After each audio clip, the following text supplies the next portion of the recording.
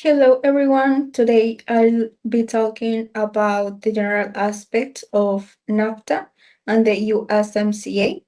I'll explain their official names, the meaning of their acronyms, the day they were signed and entered into force, the member countries, and their main objectives. First, NAFTA stands for North America Free Trade Agreement, while USMCA stands for United States, Mexico, and Canada Agreement. In Mexico, these agreements are known as the LECAN and the MEC respectively. NAFTA was signed on December 17, 1992, and entered into force on January 1st, 1994. In contrast, the USMCA was signed on November 3rd, 28 and entered into force on January 1st, 2020, after being approved by the three member countries. Both agreements include the same member country, Mexico, the United States, and Canada. The main object of NAFTA was to eliminate trade barriers, promote free trade and investment, and encourage economic growth among the three countries. The USMCA maintains those goals while modernizing the agreement to meet the needs of today's economy. It includes new rules on digital trade, stronger labor and environmental standards, and better protection of intellectual property, making trade more competitive and up to date. In conclusion, the USMCA is an updated version of NAFTA. It preserves the economic partnership between Mexico, the United States, and Canada, while adapting the agreement to today's global trade environment. Thank you for your attention. Hello, I'm Jasmine Vasquez, and today I will talking about the main difference between NAFTA and the USMCA. First, NAFTA removed most tariff between the United States, Canada, and Mexico. The USMCA also keeps most products free of tariff, but it has newer rules. Both agreements support free trade. NAFTA helped the three countries trade more easily. The USMCA also supports free trade, but it adds new rules for fair competition and economic growth. For imports and exports, NAFTA made it easier to move products across borders. The USMCA makes the process faster by using digital documents and better customs procedures. Another important difference is the rule of origins. Under NAFTA, 62.5% of care had to be made in North America. Under the USMCA, this changed to 75%, and it also add new labor requirements. In conclusion, NAFTA focused on reducing tariff and increasing trade. The USMCA keeps these benefits but updates the agreement with modern trade rules. Thank you. Hi everyone. Today we're talk about two international agreements, specifically car vehicles. Well, number one, it's the NAFTA, and second, the USCA, TEMEC. Well, the standard RVC threshold for passenger vehicles and light trucks was 62% under NAFTA.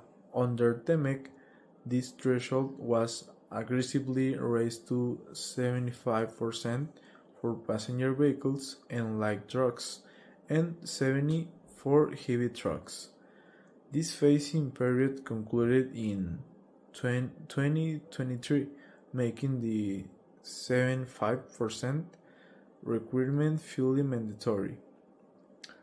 Okay, the TEMEC Automotive Rules of Origin, the four pillars, unlike NAFTA, which relied almost exclusively on a single RVC percentage, the UMCA introduced a stricter multi-layer regulatory framework for a vehicle to be deemed and trade duty-free. Automakers must satisfy all four of the following criteria. And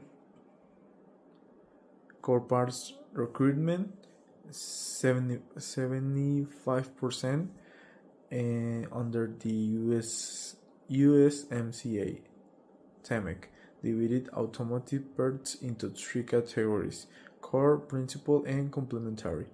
Core parts: engines, transmissions, body, chassis, axles, suspension systems, steering systems, and advanced batteries for electric vehicles must independently meet a 75% regional content requirement. Dispute note in 2023, a dispute cement pen ruled in favor of Mexico and Canada against the Strata USA interpretation.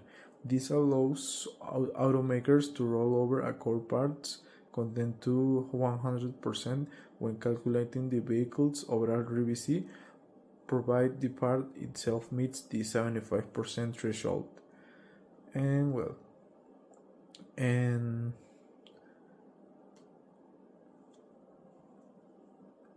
the US government reports note that.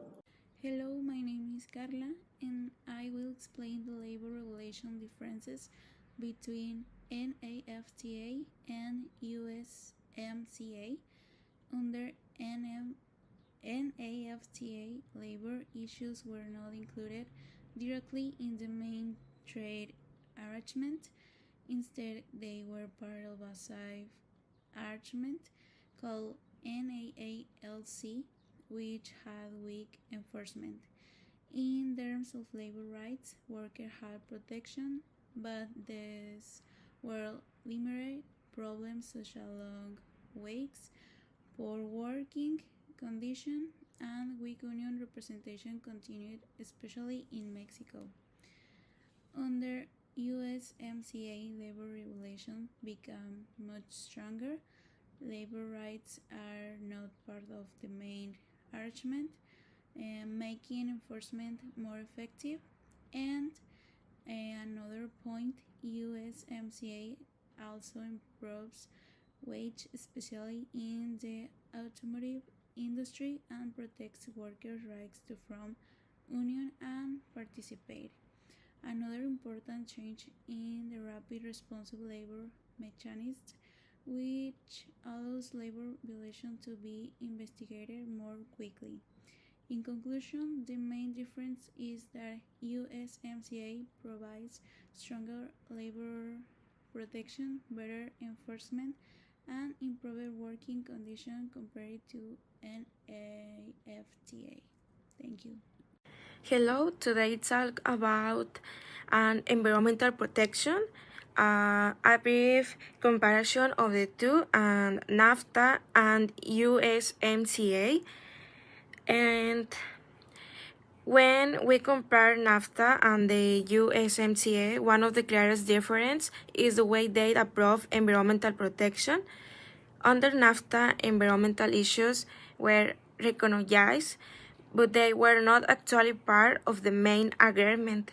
Instead, they were included in a separate side agreement because of that environmental protection had less importance than trade rules, and were no strong ways to make countries comply. So even if a country did not fully meet its environmental commitments, there were very consequences.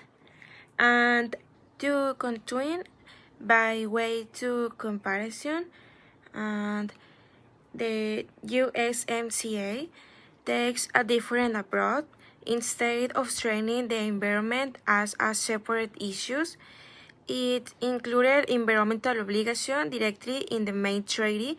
This makes those commitments legally binding and much easier to enforce. And in the other words, if a country does not follow the agreed environmental standards, it can face dispute resolution process and even trade-related penalties.